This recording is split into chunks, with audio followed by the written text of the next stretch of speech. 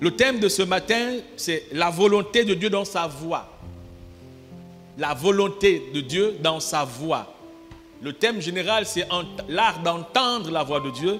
Mais le sous-thème de ce matin, c'est la volonté de Dieu dans sa voix. Alors, quand on entend la voix de Dieu, qu'est-ce qu'on reçoit en fait? La volonté parfaite de Dieu. Et comme beaucoup d'entre nous n'entendons pas la voix de Dieu, nous n'opérons pas toujours dans la volonté parfaite de Dieu. Parce que c'est le fait d'entendre la voix de Dieu que nous allons marcher dans le chemin de Dieu. Dieu dit que le cœur de l'homme a beaucoup de chemins. La vie de l'homme, il y a beaucoup de chemins. Pour devenir, pour réussir, pour atteindre ceci, il y a beaucoup de chemins qu'on emprunte. Mais il faut savoir une chose, bien aimé, que pour atteindre le but de Dieu, il va falloir marcher sur la voie de Dieu, le chemin de Dieu. D'abord, Jésus a dit que pour aller au ciel, il n'y a qu'un seul chemin. Je suis dans, je pense, Jean chapitre 14, 6, il dit quoi? Il est le chemin, la vérité et la vie. Nul ne va au Père que par lui. Donc, pour aller au Père, il faut passer par Jésus. Le chemin qui conduit au ciel, il dit que ce n'est pas un chemin toujours facile d'accès. C'est un chemin qui demande beaucoup d'efforts. Il dit que c'est un chemin rétréci qui demande un investissement personnel. On a dit à la veille de prière qu'il y a deux chemins, il y a deux événements qui vont être notre partage, auxquels nous ne pourrons pas, n'est-ce pas, nous exclure. Le premier événement, ou l'un des événements, ce sera le retour de Jésus. Donc Jésus reviendra. Ça, c'est sûr et certain, inéluctable. Parce qu'il veille sur sa parole. Le deuxième événement, c'est la mort. Nous allons tous, tôt ou tard, mourir. D'ici 20 ans, certains d'entre nous ne seront plus ici, de ce monde. Donc ça, c'est sûr. Mais ce n'est pas tant ces événements qui doivent nous inquiéter. C'est notre capacité à nous préparer à ces événements. Est-ce que tu te prépares? Est-ce que tu te prépares? Donc, le rôle de l'Église, c'est de nous conscientiser, de nous rendre davantage éclairés pour que nous soyons préparés à ces événements de destinée, de futur. Donc, c'est pourquoi nous en parlons. Et entendre la voix de Dieu nous permet, n'est-ce pas, de nous garder sur le chemin que Dieu a tracé, afin que ce grand jour ne soit pas pour nous un jour de malheur, mais un jour de bonheur, comme dira l'apôtre Paul, que la mort est un gain. Donc, je prends par le privilège de la grâce le temps de parler de ces choses, parce que effectivement, c'est très important entendre la voix de Dieu pour marcher dans les voies de Dieu, sur le chemin de Dieu, et même pour suivre le Seigneur. Tu sais que tu ne peux pas suivre le Seigneur si tu n'entends pas sa voix. Beaucoup viennent à l'église, écoutent la parole, mais n'entendent pas la voix de Dieu par la parole. Parce qu'en fait, dans le message qui est donné, dans la lecture qui est faite, les explications, il faut que tu entendes Dieu te parler dans le message qui est dit. Si tu n'entends pas Dieu te parler, tu n'auras pas de résolution, tu ne prendras pas de décision et tu ne le suivras pas. Tu seras comme un auditeur oublieux qui vient écouter la parole et sans plus, il rentre chez lui et puis bon, la vie continue. Donc il faut entendre Dieu par le fait déjà d'être à l'église. Entendre Dieu par les différents mécanismes, canaux d'expression que Dieu utilise pour parler. Écoute-moi mon frère. Ceux qui sont chrétiens fondamentalement, ce sont ceux qui ont entendu Dieu. On peut être chrétien sans avoir entendu Dieu. Mais on a écouté la parole, on a été touché dans notre âme, et puis on a dit, on va suivre le Seigneur. Tu ne feras pas plus que ça si tu n'entends pas la voix de Dieu. Il dit, si vous entendez ma voix, n'endurcissez pas votre cœur. Donc, il faut entendre la voix de Dieu. Ce qui fait la différence de certains chrétiens et d'autres chrétiens, c'est entendre la voix de Dieu. Pour servir le Seigneur, il faut entendre la voix de Dieu. Je suis dans Apocalypse chapitre 3, verset 20, il dit, voici je me tiens à la porte et je frappe. Si quelqu'un entend ma voix et ouvre la porte, j'entrerai chez lui, je soupirai, je souperai avec lui et lui avec moi. Donc, il dit, voici je me tiens à la porte et je frappe. Si quelqu'un entend ma voix et ouvre. Ça veut dire que pour ouvrir, il faut que tu entendes sa voix. Ce n'est que si tu entends la voix de Dieu que tu vas ouvrir ton cœur. Si tu écoutes la parole, tu n'ouvriras pas ton cœur. C'est pourquoi beaucoup ne changent pas, malgré le temps qu'ils passent à l'église. Parce qu'ils écoutent la parole et ils deviennent des moralisateurs. Ils parlent, ils expliquent, ils cela. Mais en fait, il n'y a pas le déclic spirituel. La nature spirituelle ne se manifeste pas en eux. Mais pourquoi? Parce qu'ils écoutent la parole, mais ils n'entendent pas la voix. Ils n'entendent pas la voix. Alors, quand je lis la Bible, je prends un verset, je suis dans le psaume, je ne sais pas, je prends un psaume, il y en a tellement, hein. Je suis le psaume 145. Et j'exalterai, ô mon Dieu, mon roi, et je bénirai ton nom à toujours et à perpétuité. Chaque jour, je te bénirai, je te célébrerai. Je célébrerai ton nom à toujours et à perpétuité. L'Éternel est grand et très digne de louange. Qu'est-ce que tu entends? Tu suis en train de lire, tu entends des belles paroles, des belles rhétoriques. Est-ce que dans ça, tu entends Dieu te dire, je suis celui que tu dois exalter, tu dois louer, tu dois adorer, je suis celui que tu dois... Est-ce que tu entends ça? Si tu n'entends pas ça, cette parole n'aura pas d'impact dans ta vie. Alors, il dit, si tu entends ma voix et que tu ouvres, je rentrerai. Le verset que nous utilisons depuis là, il est dans l'évangile de Jean, chapitre 10, au verset 27. Le Seigneur, c'est un grand Dieu qui ne parle pas en vain. Quand Dieu parle, c'est pour un besoin bien précis. Et il dit que sa parole ne retourne pas à lui. Ça veut dire qu'il y a dans notre environnement ecclésiastique une incapacité à entendre la voix de Dieu. Donc Dieu insiste en fait que quelqu'un quelque part se réveille et entende la voix de Dieu. Si Dieu insiste, c'est parce qu'il y a un esprit d'assourdité qui empêche les enfants de Dieu d'entendre sa voix. Et comme quand on n'entend pas la voix du Seigneur, on aura du mal à obéir.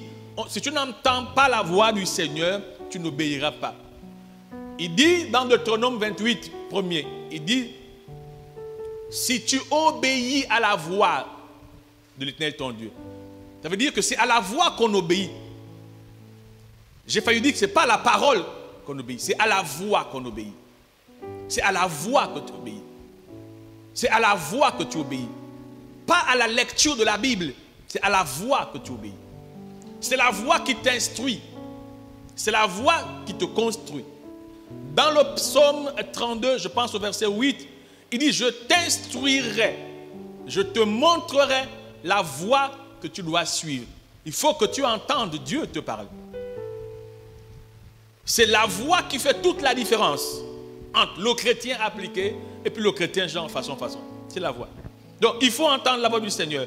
Donc le verset que nous utilisons depuis là, il dit ceci, ce verset dans Jean 10, 27, il dit, mes brebis entendent ma voix.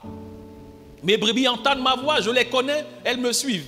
C'est une parole merveilleuse où Dieu vient nuancer que effectivement il y a des gens qui ne sont pas de sa bergerie. Il y a des brebis qui ne sont pas ses brebis. Il dit que ces brebis sont caractérisées par le fait d'entendre sa voix. Et ceux qui entendent sa voix sont connus par lui. Et ça se voit par leur capacité à le suivre. Donc il faut entendre la voix du Seigneur. Il faut entendre. Et il faut savoir que c'est un investissement devenir une brebis.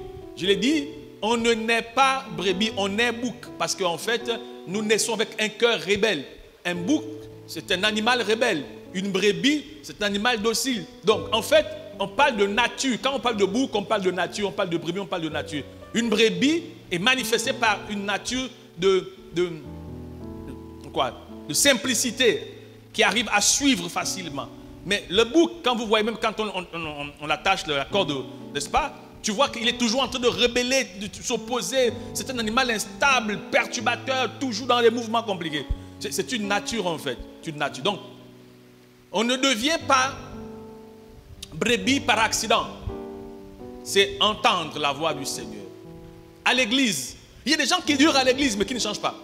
Mais Il peut te rester un verset biblique, il peut te rester des versets bibliques, il peut te dire ça, Dieu dit ceci, Dieu dit cela. Mais en fait, il n'a pas une nature de brebis.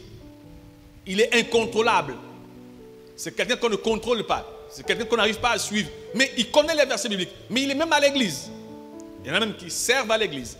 Ils sont même pasteurs, responsables, position ecclésiastique. Mais en fait, ils n'ont pas la nature de brebis. Il dit, mes brebis entendent ma voix, je les connais. Je les connais. Pour entendre la voix, il faut être une brebis. Il faut être sa brebis pour entendre sa voix. Donc, tu pourras lire Genèse chapitre 22, Genèse chapitre 8, 21, où Dieu dit que le cœur de l'homme est, depuis sa naissance, c'est compliqué. Alléluia. On fait le choix de devenir une brebis, mais on ne fait pas le choix de naître bouc.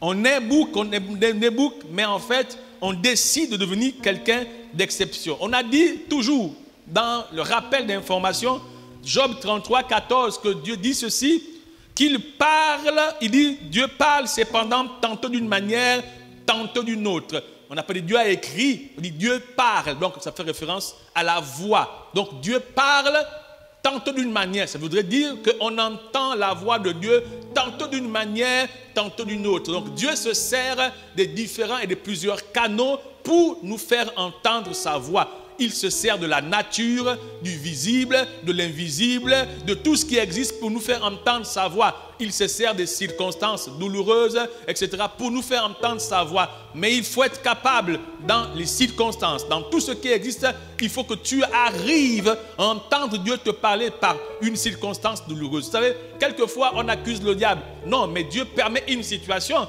pas pour être, n'est-ce pas, te mettre en mal, mais parce qu'il veut te parler. D'ailleurs, quand il va sortir son peuple de la captivité après, je crois, 450 ans, je pense, de servitude, on nous dit qu'il va les conduire dans le désert. Mais c'était fait à dessein. Et c'était pourquoi? Parce qu'il voulait parler avec eux. Parce qu'il voulait les instruire par rapport au programme divin qu'il avait avec eux. Alors, d'aucuns pouvaient penser que c'est la délivrance qu'il faut faire. Non, Dieu voulait parler avec eux. Maintenant, le voyage s'est prolongé dans le désert à cause de leur incapacité à entendre Dieu leur parler. Parce qu'ils n'ont pas été capables d'entendre Dieu, ils ont commencé à rebeller, à s'opposer, à murmurer. Et le voyage qui aurait dû durer 11 jours a finalement duré 40 années. Parce qu'ils n'ont pas entendu la voix de Dieu. Donc il y a beaucoup de choses qui nous arrivent, des situations, des circonstances douloureuses, parce que nous sommes incapables d'entendre Dieu dans cette situation. C'est pourquoi quand tu arrives à entendre Dieu dans une situation, tu arrives à enjoncter, à avoir des actions qui correspondent à la circonstance. Je prends un exemple. Si c'est Dieu qui permet une épreuve, tu ne vas pas chasser les démons, tu vas l'adorer. Tu vas l'adorer parce que c'est Dieu qui a permis. On nous parle de l'histoire de Job. On est en train de lire Job. Job était quelqu'un d'intègre, dira la Bible selon Job chapitre 1er. On dit que c'était un homme intègre, craignant Dieu. Mais pendant qu'il était dans son intégrité, dans sa crainte et son respect du Seigneur, il va y avoir une réunion dans le ciel le concernant. Dieu va interpeller Satan qui se promenait paisiblement sur la terre et il va être interpellé par Dieu qui va lui poser la question: dans ta grande balade, est-ce que tu n'as pas remarqué mon serviteur Job? Il dit si, je l'ai remarqué. Il dit que penses-tu? Il dit non, mais Job t'adore comme ça parce que tu l'as béni, tu l'as suréquipé. Il dit non. Dieu dira non, c'est quelqu'un qui m'intègre, qui me craint. Et puis Satan va dire non, Satan va dire à Dieu, écoute, il faut toucher quelque chose, on va voir. Et puis Dieu va autoriser à Satan à toucher dans sa vie des domaines. Et on connaît l'histoire. Si effectivement c'était toi ou moi, on allait certainement chercher les prophètes et puis faire les délivrances. Mais Job a gardé son intégrité, et ce malgré que ses proches lui auraient dit maudit Dieu et meurs. Il a refusé et il a gardé son intégrité. Alors qu'il n'est pas péché, c'était le plan de Dieu pour le surévaluer et augmenter en grâce. Quelqu'un dit Amen. On nous dit qu'après ça, il a eu en plus ce qu'il avait qu'auparavant. Pourquoi? Parce qu'il a su entendre Dieu dans la circonstance. Quand tu lis l'histoire de Anne, que en fait dans 1 Samuel, la Bible déclare que Anne, Dieu avait rendu Anne malade, stérile. Alors, Anne avait une coépouse, Pénina, qui torpillait son esprit en rappelant son incapacité à féconder. Et cette dame allait au temple avec son mari. Souvent, quand elle allait au temple, elle implorait Dieu afin que Dieu puisse lui donner un enfant, afin qu'elle montre à sa coépouse qu'elle est aussi femme capable d'enfanter. Jusqu'à ce qu'elle entende Dieu et qu'elle change son langage en disant à Dieu, si tu me donnes un enfant mâle, je te le donnerai. Jusqu'à ce qu'elle ait lié son esprit de langage à la volonté de Dieu. Bien aimé en Christ Jésus. Beaucoup d'entre nous perdons du temps à l'église. Vraiment. Hein? L'église ne produit rien. Sinon, il n'y a rien en plus dans ta vie. En termes de valeur morale. Parce que la dispersion à l'église. Les gens sont dispersés. Les gens sont préoccupés. Les gens sont suroccupés. Quand tu viens à l'église, beaucoup disent, je viens écouter le message. Je viens écouter le message. Mais tu sais, si tu viens que pour écouter le message, tu ne deviendras pas ce que Dieu a dit. Tu dois venir rencontrer le Seigneur. Et cela implique des préambules. Quand tu vois on danse, ce n'est pas pour rien. Quand tu vois on prie, ce n'est pas pour rien. Tout ce qu'on fait au culte là, c'est pour nous amener à la rencontre du Seigneur. À tous ceux qui l'ont reçu. Mais on reçoit quelqu'un qu'on a rencontré. Il faut rencontrer le Seigneur, bien-aimé en Christ, pour vivre, n'est-ce pas, le changement appelé, désiré par le Seigneur. Il parle tantôt d'une manière, tantôt d'une autre, mais on y prend point garde. Job 33, 15, 18. Il parle par des songes. Et j'avais dit quoi? Le songe est le premier langage que Dieu utilise pour parler à ses enfants. Parce qu'on n'a pas besoin de lire pour faire des rêves. On n'a pas besoin d'être spirituel pour faire des rêves. Même à l'âge de 4 ans, 5 ans, on arrive déjà à faire des rêves, des songes. Donc, c'est le premier langage que Dieu utilise pour parler à ses enfants. C'est pourquoi il ne faut pas négliger les songes. Quelqu'un dit Amen. Il parle par des songes, par des visions nocturnes, quand les hommes sont livrés à un profond sommeil, quand ils sont endormis sur leur couche, alors il leur donne des avertissements et met le sceau à ses instructions afin de détourner l'homme du mal et de le préserver de l'orgueil afin de garantir son âme de la fosse et sa vie des coups du glaive. Donc Dieu veut te préserver, il parle. Maintenant, est-ce que tu entends la voix de Dieu par les songes? Question. Entendre la voix de Dieu pour le servir. Alors, tu sais que tout ce qui existe sert le Seigneur. Tout ce qui existe. Même la terre sert le Seigneur. Parce que Dieu s'est servi de la terre pour créer l'homme. Donc, la terre est un instrument pour la gloire de Dieu. L'herbe, tu sais que l'herbe sert le Seigneur parce que Dieu a pris l'herbe pour nourrir sa création, sa créature. Quelqu'un dit Amen. Alléluia. Même Satan, c'est un serviteur de Dieu. Alléluia. Nebuchadnezzar, dans le livre de Daniel, Dieu l'appelle mon serviteur. Donc, tout ce que Dieu a fait est au service de Dieu. Quand tu pousses la pensée dans la compréhension, maintenant, dans le cadre humain, que tu sois dans l'église en train de servir ou pas, tu sers le Seigneur. Dieu passe par toi pour faire du bien à quelqu'un. Quand quelqu'un a dit à Dieu, Seigneur, bénis-moi, Dieu a touché ton cœur, tu as fait. Tu as servi le Seigneur. Quelqu'un s'est mal comporté. Dieu t'a utilisé pour le sanctionner. Tu as servi le Seigneur. Pour corriger. Il ne faut pas penser que servir Dieu, c'est être à l'église ici pour tenir le micro. Non. Nous tous, on sert Dieu. Maintenant, beaucoup d'entre nous passons à côté de bénédictions d'exception parce que nous n'entendons pas Dieu nous parler. Et comme on n'entend pas Dieu nous parler, on ne fait pas exactement ce que Dieu veut que l'on fasse au temps précis.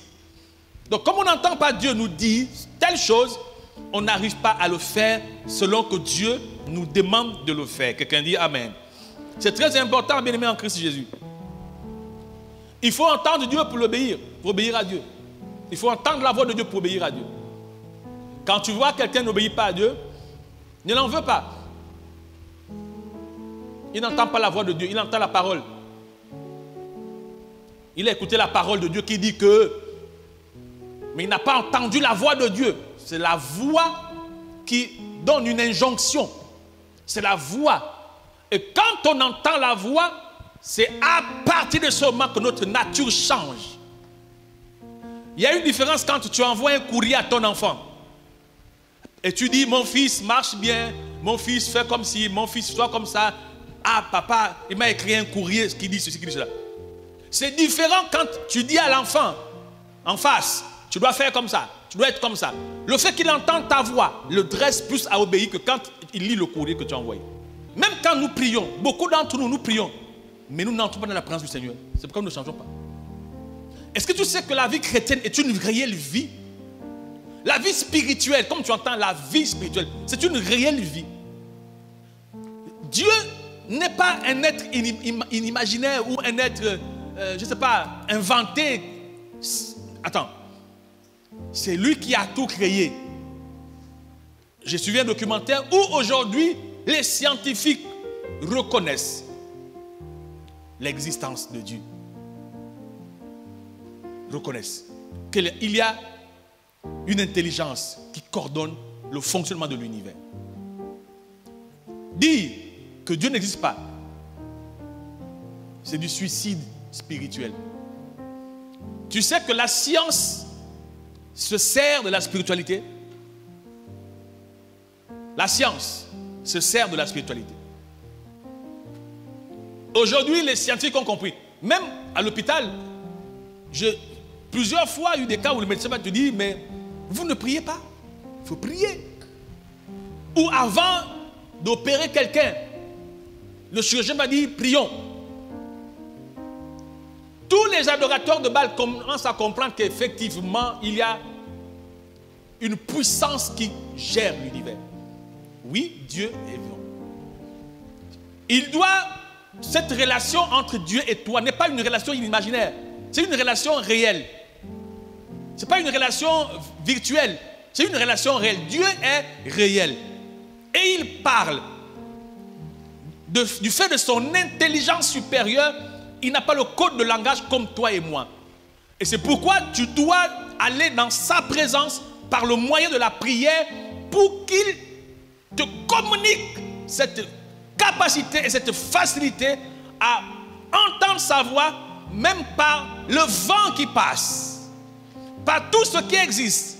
Tu dois être capable d'entendre Dieu parler alors que tu suis une émission et puis dans cette émission, Dieu te parle. Il parle à l'intérieur de toi par l'intuition. Tu as une impression d'une intelligence, par une révélation. Il parle, tu entends une voix qui te dit ça fait, ça ne fait pas, agis comme ça. Tu entends, je l'ai dit, on étudie par la voix.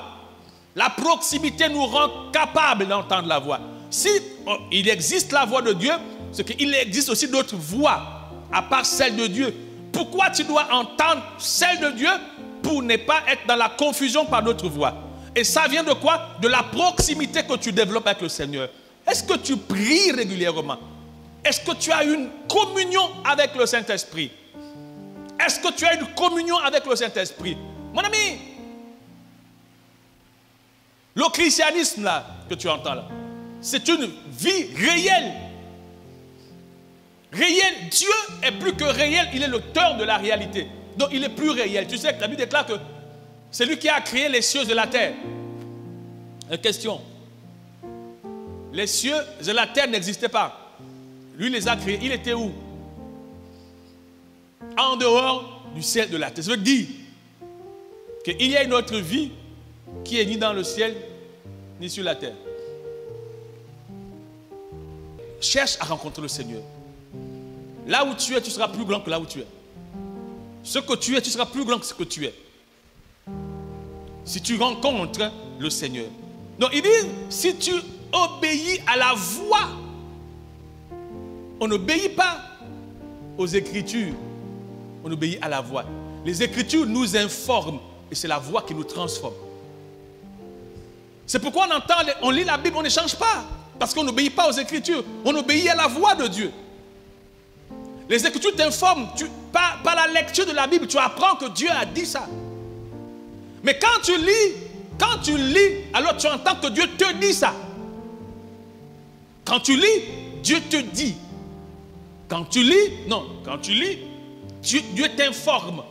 Mais quand tu entends, Dieu te dit. Par exemple, tu ne voleras point. C'est une information. Ah, mais Dieu ne veut pas qu'on vole.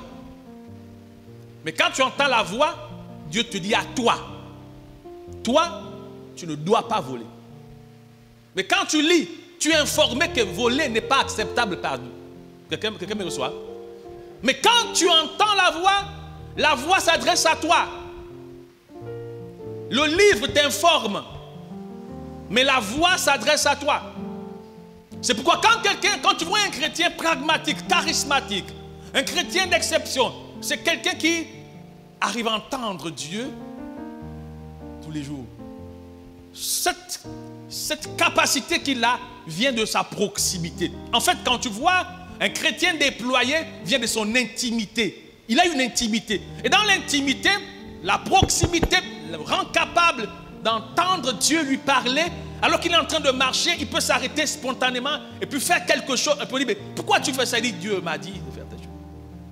Est-ce que tu sais que les bénédictions d'exception qui font de ta destinée une destinée d'exception viennent du fait que tu arrives à obéir à ce que Dieu te dit? Écoute-moi, je te dis ceci.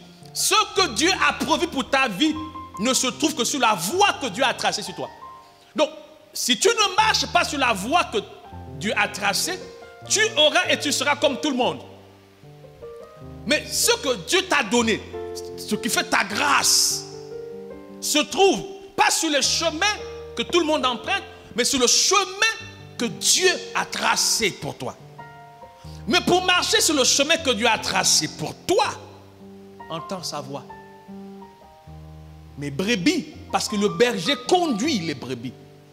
Donc, en tant que bon berger et en tant que bonne brebis, si tu arrives à entendre la voix de ton berger, alors tu seras conduit sur le chemin que le berger t'amène. Quelqu'un dit Amen.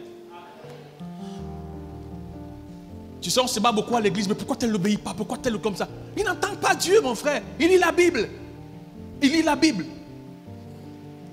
Entendre la voix de Dieu vient de la proximité, de l'intimité. C'est pourquoi Jésus a dit dans 1 Thessaloniciens chapitre 5, 17, priez sans cesse. Priez sans cesse. Souviens-toi, dans Matthieu 6, 6, le Seigneur dit que quand tu pries, rentre dans ta chambre, ferme ta porte, parle à ton Père qui est dans le secret.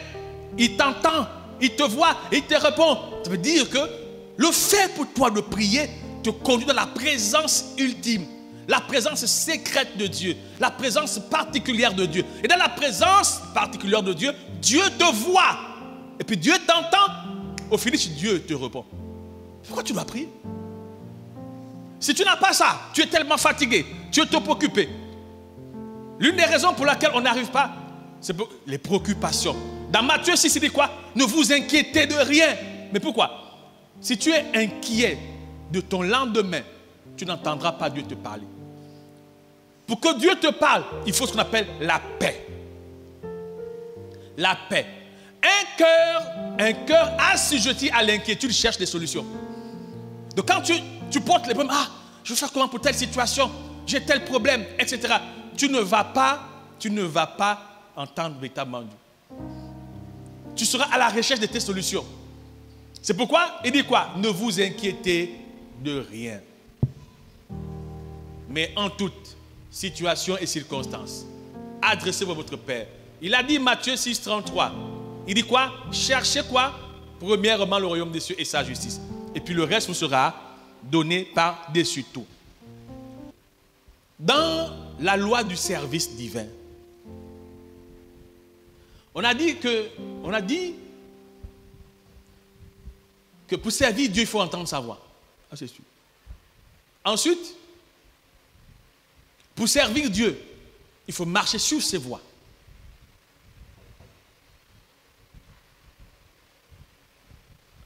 Nous voulons tellement faire plaisir aux gens dans notre marche chrétienne. Et peu de personnes cherchent à plaire à Dieu. Une femme mariée cherche à plaire à son époux. D'abord. C'est lui qui l'a épousée. Nous, en tant que serviteurs du Seigneur Jésus, nous cherchons à plaire à Dieu. Ça veut dire que nous cherchons à faire ce que Dieu demande. Je dis ça parce qu'en fait, les gens se demandent souvent, mais pourquoi c'est pas fait comme ci? Pourquoi c'est pas fait comme ça? Pourquoi ceci? Mais pourquoi l'homme de Dieu est comme ça? Mais pourquoi l'homme de Dieu il fait comme ci? Si c'est un vrai homme de Dieu qui entend Dieu lui parler, il ne fera pas ce que tu veux qu'il fasse. Il fera ce que Dieu demande de faire. Et vous savez ce que Dieu dit? On a appris que l'ennemi de la voix de Dieu s'appelle l'âme. L'ennemi de la voix de Dieu s'appelle l'âme. À chaque fois, Dieu va te parler. Écoute, lève-toi, va prier. L'âme va rétorquer. Tu es fatigué, tu as trop travaillé hier. Ou va te dire, tu as une réunion demain. Si tu lèves à l'heure pour la prière, tu ne vas pas y arriver. L'ennemi, qu'on appelle le raisonnement, c'est l'âme. Toujours en train de s'opposer à la voix de Dieu. C'est pourquoi fais attention à ton âme. Mais ton âme, c'est toi. Et c'est ton âme qui rend un jugement, pas l'esprit. Quand Dieu te parlera, viens à l'église dimanche, ton âme dira, je fais quoi à l'église? Dieu parle à tout le monde. Hein? Tu sais que Dieu invite tout le monde à l'église? Dieu parle à tout le monde. Quelqu'un dit, un jour j'irai à l'église, quand tu vas me toucher, un jour en tout cas, Dieu parle à tout le monde. Mais ils sont peu qui prennent la décision de partir. Mais Dieu parle à tout le monde. Alors, je voulais dire ceci dans Galates chapitre 1 au verset 10. Il dit, et maintenant, est-ce la faveur des hommes que je désire ou celle de Dieu? Est-ce que je cherche à plaire aux hommes? Si je plaisais encore aux hommes, je ne serais pas serviteur de Christ. C'est le grand apôtre Paul qui parle. Je paraphrase ses écrits en disant, aucun vrai serviteur de Dieu qui entend la voix de Dieu fait plaisir aux hommes. Ça veut aussi dire que servir Dieu te mettra en opposition aux hommes. Ça veut aussi dire que marcher sur la voie de Dieu va te priver de l'amour des hommes. Ça veut dire que tu ne peux pas être quelqu'un qui entend Dieu parler et puis tu es toujours dans ce que les hommes aiment. Ce n'est pas évident. C'est pas évident. Il dit, si je voulais plaire aux hommes, je ne serais pas serviteur de Dieu. Vous savez, aujourd'hui, on veut être un chrétien comme tous les chrétiens. On veut être un chrétien à la mode comme tous les chrétiens. On veut être le chrétien le plus aimé, le très aimé, le machin, tout ça. Ce n'est pas vrai. Oh. Tu ne peux pas être chrétien, qui marche avec le Seigneur. Et puis tu as les amis versés, waouh, tu l'aimais, tout ça. Ce n'est pas vrai. C'est pas vrai. Jésus lui-même, les gens cherchaient à le tuer, malgré le bien qu'il faisait. Pourquoi? Parce que d'aucuns pensent que parce que je suis chrétien, on doit m'aimer. C'est pas vrai. C'est pas vrai. C'est même pas un peu vrai. Un chrétien n'est pas aimé. Pourquoi il n'est pas aimé? Et puis moi j'ai médité sur ça. Pourquoi le chrétien n'est pas aimé? Pourquoi un vrai chrétien n'est pas aimé? Parce que la terre est obscurisée. Les ténèbres recouvrent la terre. Donc la lumière est confrontée à un épais nuage de ténèbres. Donc quand tu marches dans la lumière de Dieu, tu auras une opposition farouche. 1 Jean chapitre 5, 19 dit, la terre tout entière est sous la puissance du malin. Ça veut dire qu'il y a une puissance maléfique, satanique, qui influence, qui dirige la terre. Donc quand toi tu veux marcher à la lumière du Seigneur pour éclairer, tu auras des oppositions terribles parce que Satan ne voudrait pas qu'effectivement il perde ce qu'il a déjà emprisonné. Il ne va pas vouloir que tu délivres les vies. Il ne va pas vouloir. Donc un vrai homme de Dieu qui marche avec le Seigneur, il a des oppositions terribles. Et d'ailleurs il dit, fais attention quand les hommes t'acclament. Fais attention quand tu deviens l'ami des hommes. Il faut faire attention. Il faut faire attention. Donc, tu peux marcher avec le Seigneur. Si tu entends la voix de Dieu, elle te conduira toujours en opposition aux hommes. Ça ne veut pas dire que tous les hommes sont obscurisés. Non, il y a des gens sur la terre qui ont reçu la lumière. Donc, ceux qui marcheront avec toi, c'est les gens de lumière. Tu ne peux pas être chrétien, un bon chrétien, et puis tu as mis à tout le monde. Ce n'est pas vrai. D'ailleurs, il dira, ceux qui voudront marcher pieusement seront persécutés. Donc, il y a une persécution réservée aux gens pieux, aux gens justes, aux gens normaux. Si tu marches avec le Seigneur d'une manière conforme, il faut savoir que les ennemis qui vont être contre toi vont dépasser ton entendement. Souvent, quand on est face à ça, on s'irrite, on se plaint, on abandonne. Mais c'est normal, c'est ce qui est écrit dans la parole. Maintenant, tu dois entendre Dieu te le rappeler que, écoute, mon gars, ton obéissance à mon instruction va te conduire, n'est-ce pas, à la séparation avec les hommes. Un homme de Dieu, un serviteur de Dieu existe pour la gloire de Dieu. Nous sommes à l'église en tant que serviteurs de Dieu. Arrêtez de penser que le serviteur de Dieu c'est le pasteur seul ou bien c'est celui qui chante. Non, nous tous, nous sommes serviteurs de Dieu. Nous tous. Nous tous. Entendre la voix de Dieu est indispensable. Alors, pourquoi les gens ne viennent pas à l'église souvent? Vous savez que les gens n'aiment pas des églises où on prêche la vérité. Vous savez ça? Qui sait ça? Les gens n'aiment pas la vérité. Une église où on te met face à tes responsabilités, ce n'est pas une bonne église. Les gens n'aiment pas qu'on leur dise ce qu'ils doivent entendre. Mais les gens aiment qu'on leur dise ce qu'ils veulent entendre. Que dit le Seigneur? La bonne nouvelle, c'est que tout ce qui se passe sur la terre, le Seigneur a pris le temps d'écrire tout ça. Pour nous faire comprendre que ne soyez pas surpris de ça. 2 Timothée chapitre 4 verset 3.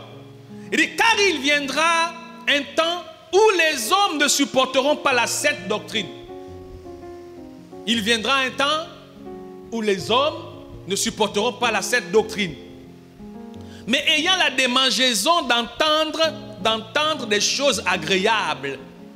Mais ayant la démangeaison d'entendre les choses agréables. Ils se donneront une foule de docteurs selon leurs propres désirs. Détourneront l'oreille de la vérité et se tourneront vers des fables. Mais toi, sois sobre. Ça veut dire que quelquefois tu me dis, pourquoi le frère il est instable? Mon ami, quand quelqu'un n'a pas été affranchi par la parole de Dieu, il ne peut pas rester longtemps dans un environnement où la vérité matraque son esprit de confusion. Là où tout le temps on lui dit c'est une vérité, il dit non, non, non, non, non. Les hommes n'aiment pas qu'on leur dise la vérité. Les hommes disent qu'on leur dise ce qui n'est pas vrai. Voilà, tout ce qui est ambigu, tout ça, ça va aller, c'est pas de ta faute, tu peux rester comme ça. Dieu, il comprend, c'est un Dieu qui pardonne, tout ça. Et puis on est content. On aime ça. Il dit qu'il va arriver un temps, et le temps est arrivé, où des gens ne supportent pas la sainte doctrine. Les gens veulent être caressés du sens de poil. Dire que non, c'est pas toi. Ça va aller, continue, persévère. Dieu est un Dieu fidèle. Je continue. Détourneront l'oreille de la vérité. Ils détournent l'oreille, c'est-à-dire que la vérité vient à eux, mais ils refusent. Ils refusent. Il dit, mais toi, sois sobre en toutes choses. Supporte les souffrances. Supporte, ça veut dire que il y aura de l'oppression. Mais si tu veux ton éternité, alors tu dois supporter.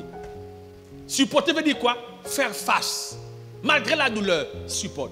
La vérité peut être quelquefois douloureuse, mais pense à ton éternité. Alors supporte.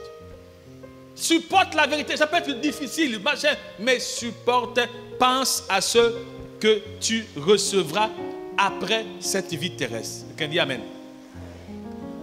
Supporte. C'est pas facile, supporte. Oh, que Dieu nous aide.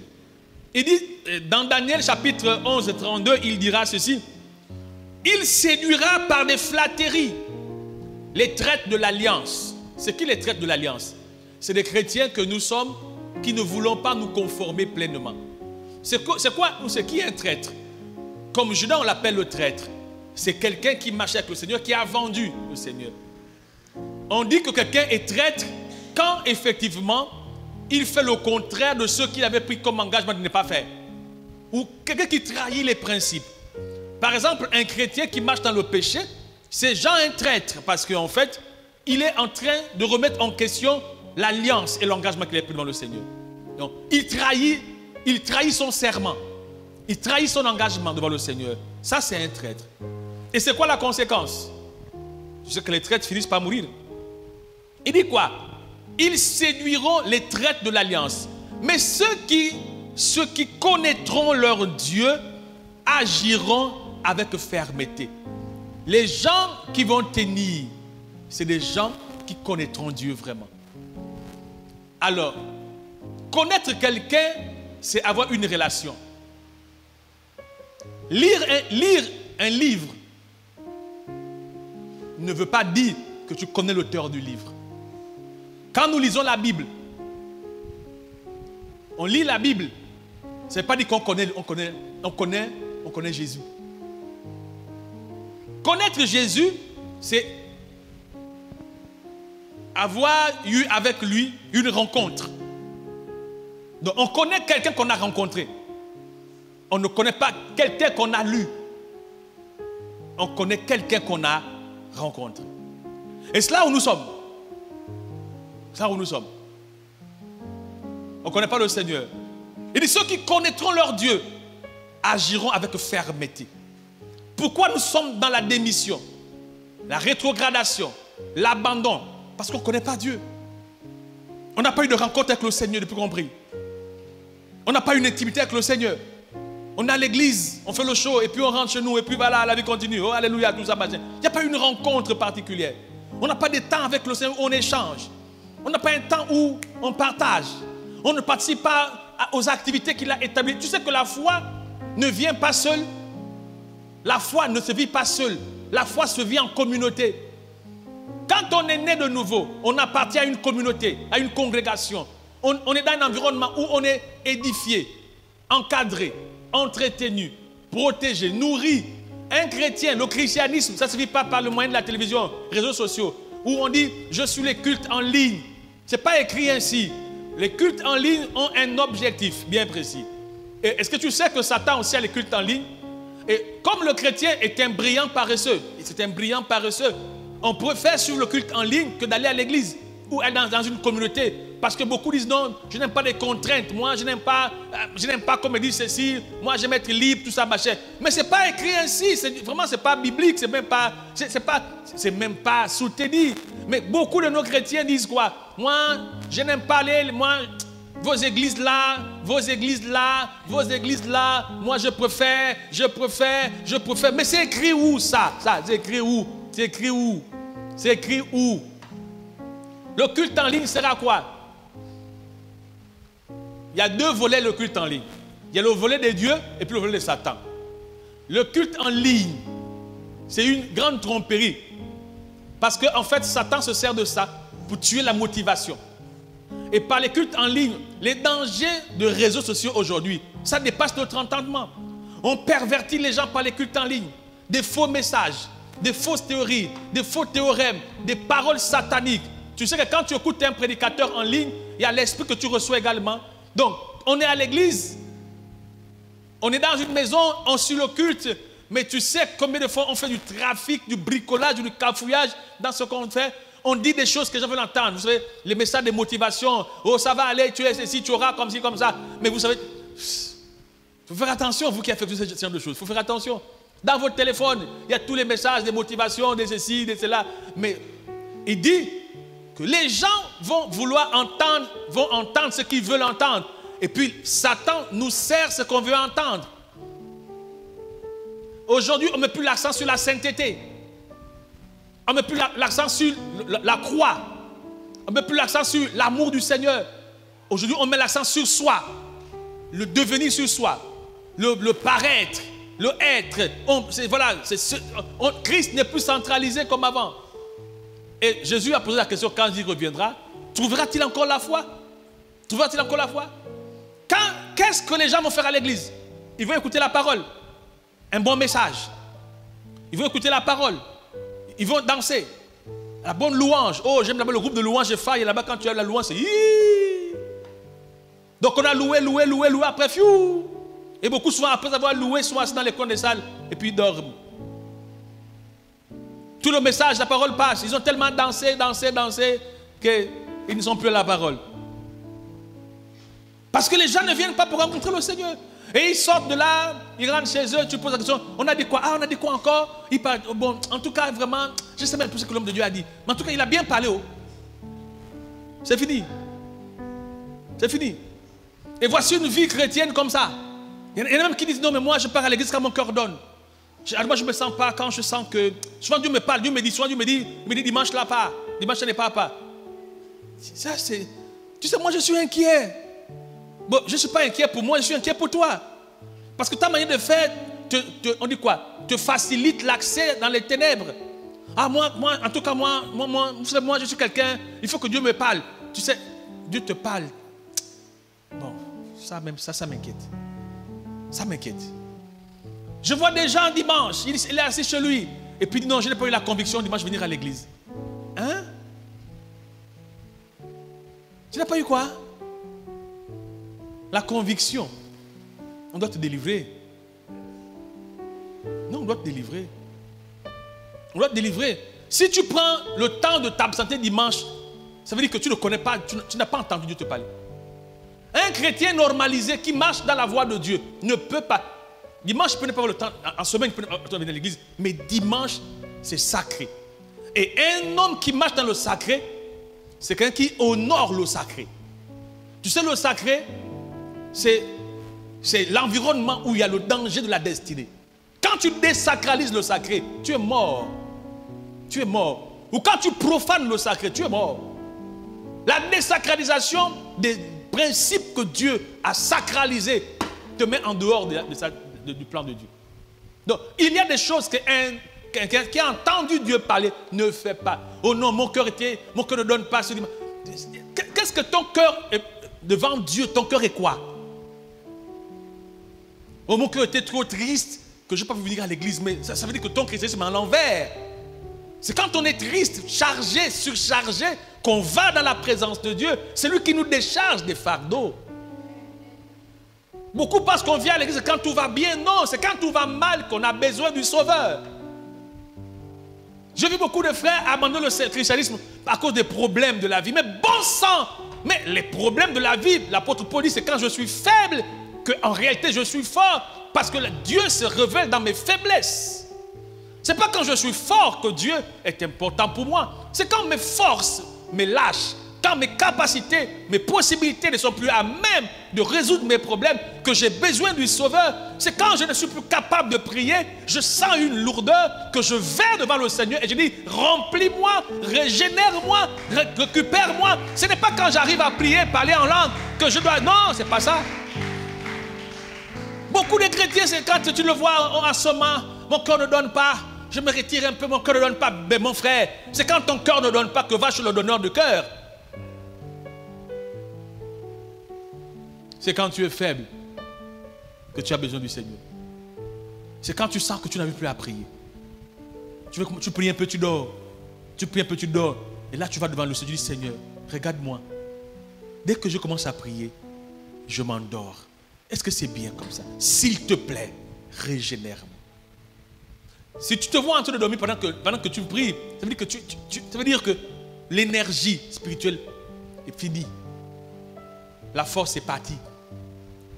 Il faut qu'il te régénère, qu'il te remplisse. Et puis tu vas devant lui. Et puis tu demandes dans l'humilité, Seigneur, pardonne-moi. Remplis-moi. Ou bien tu es à l'église, la parole passe, tu es dans un coin, puis tu es là. Tu es là après. Faut ça normal. Dis, Seigneur, s'il te plaît, souviens-toi de moi. Régénère-moi.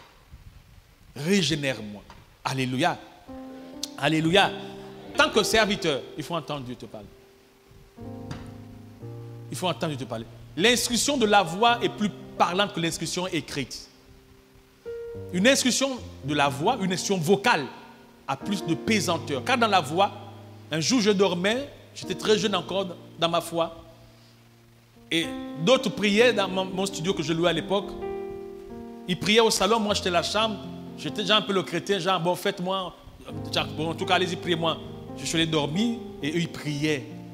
Je ne sais pas quelle heure ils faisaient de la nuit, et dans mon sommeil très profond, j'ai entendu une voix. Il dit, je suis Dieu. Seulement ça. Le je suis Dieu a suffi de me faire pleurer dans le songe, me réveiller. J'ai rampé à genoux de ma chambre au salon. Aller retrouver les autres en train de prier. Il dit, je suis Dieu. Je suis Dieu.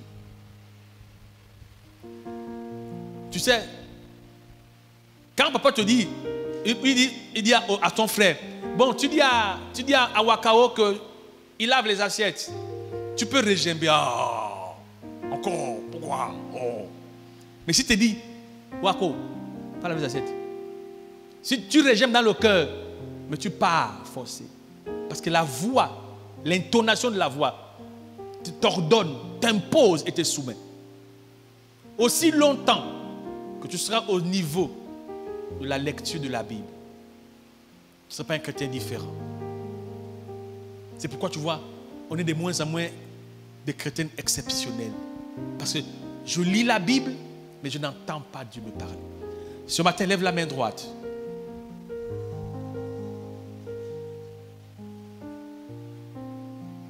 Seigneur mon Dieu, que ta voix retentisse dans notre cœur. Que ta voix retentisse dans notre âme. Donne-nous, Père, de dépasser le niveau de lecture de ta parole. Donne-nous maintenant d'entendre ta voix,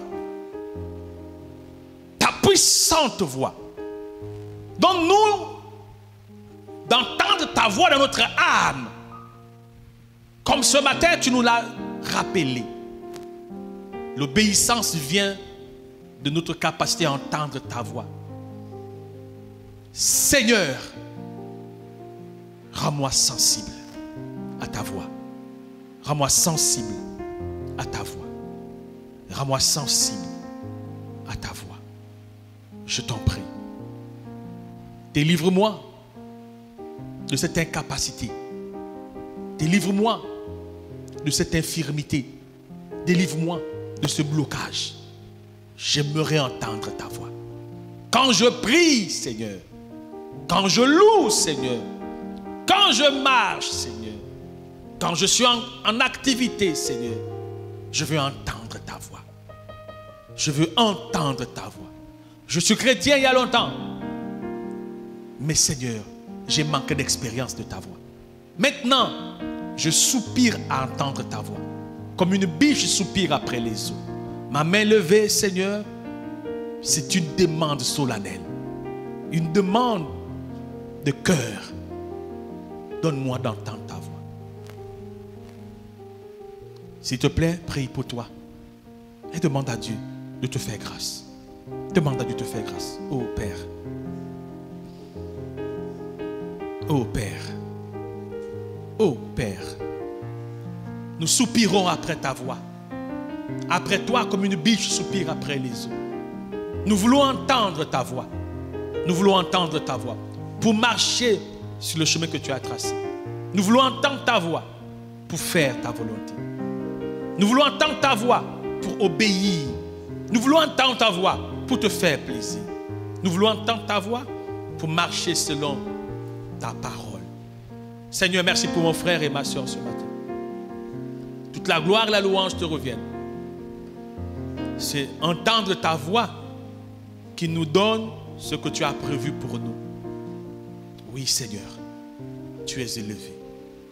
Au nom de Jésus, toute la gloire te revienne.